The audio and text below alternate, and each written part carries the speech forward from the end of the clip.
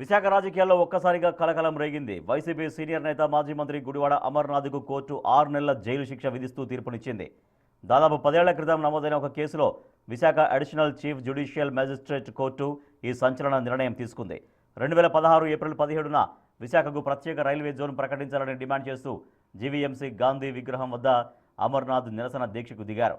ఆనాడు ఆయన చేపట్ట దీక్షను పోలీసులు ఆత్మహత్య యత్నంగా పరిగణించి కేసు నమోదు చేశారు.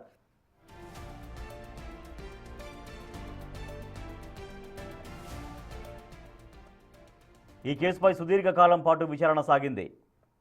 నిన్న తీర్పు వెల్లడించిన మేజిస్ట్రేట్ వరలక్ష్మి అమర్నాథ్కు 6 నెలల జైలు శిక్షతో పాటు 5,000 రూపాయల జరిమానా విధిస్తూ ఆదేశాలు జారీ చేశారు. ఇక కోర్టు తీర్పును గౌరవిస్తూనే దీనిపై హైకోర్టులో అప్పీల్ చేసేందుకు గుడివాడ అమర్నాథ్ సిద్ధమవుతున్నారు. న్యాయ నిపుణులతో చర్చించి ఓ నిర్ణయం తీసుకున్నారు.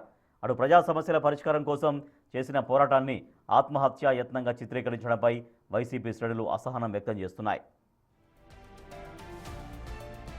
నేడు